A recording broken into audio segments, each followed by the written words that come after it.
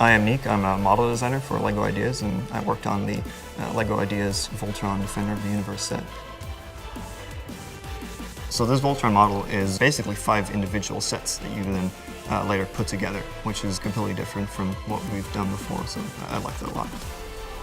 It's 5 lions and they fly through space and then they come together and they make just this huge, ridiculous robot.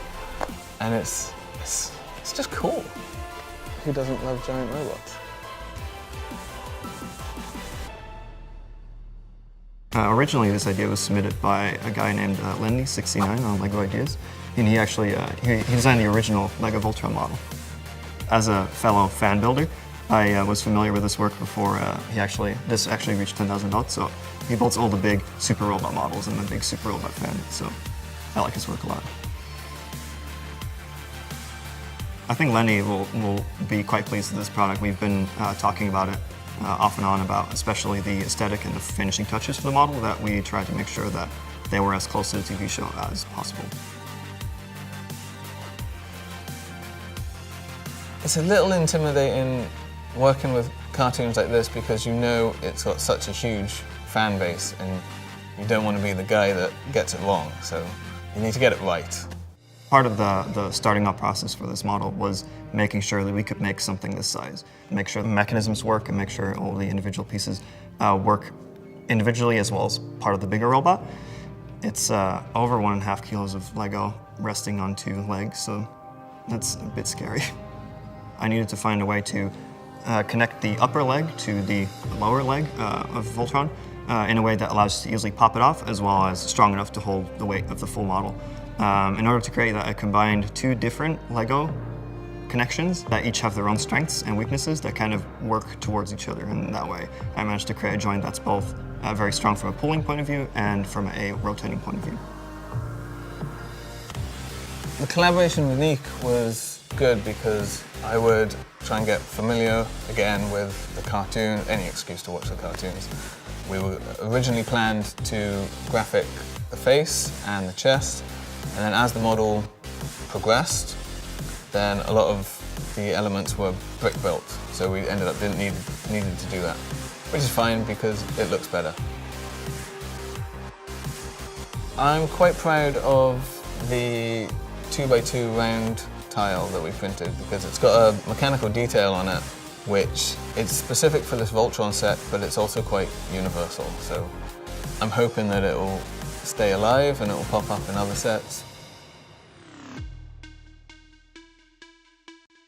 So the biggest challenge, I think, in this model is making sure the arms hold up, because each of the arms is many, many pieces, much more than any other LEGO mech would ever have.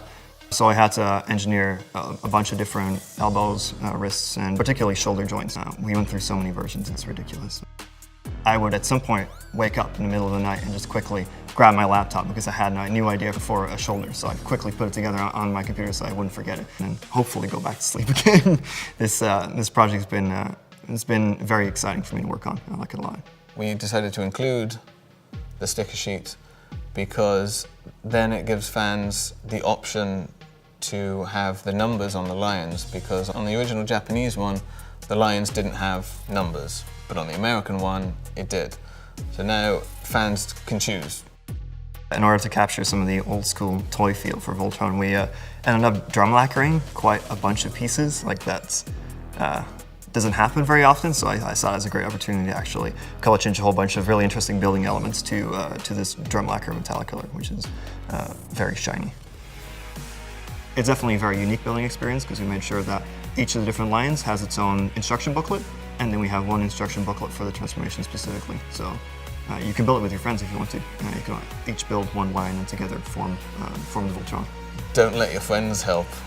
I know Nick said, yo, you could build it with your friends, but no. This is a big set and you want to enjoy it. Keep it. I'm not going to let anyone else build mine. This is mine and I'm going to build it. When I was about 3 or 4, I knew I wanted to be a LEGO designer because I saw this one book which had a picture of a bunch of LEGO designers sitting around a table, and I was like, that's the thing, that's what I want to do. So from that point on, I kind of planned my education and my future, and I studied industrial design and got an internship here. Then after that was done, I got hired here as a designer at LEGO. My advice for anyone who would want to be a graphic designer for Lego is to just keep making artwork that you love and are super passionate about, because that's what shows when you apply for a job here or in anything. As a person who came here from always wanting to be here, there's only really one piece of advice I can give, and that is believe in yourself. Never give up. If there's an obstacle, you bust through it. Do anything you can. Is that good? Is that right? That felt right. So when I was a kid, I tried to build my own Voltron with just bricks, no complicated Technic parts that's available now. 25 or so years later, it was great to work on the official Lego Voltron, and I just love the way it just comes full circle, and I'm very excited to be a part of it.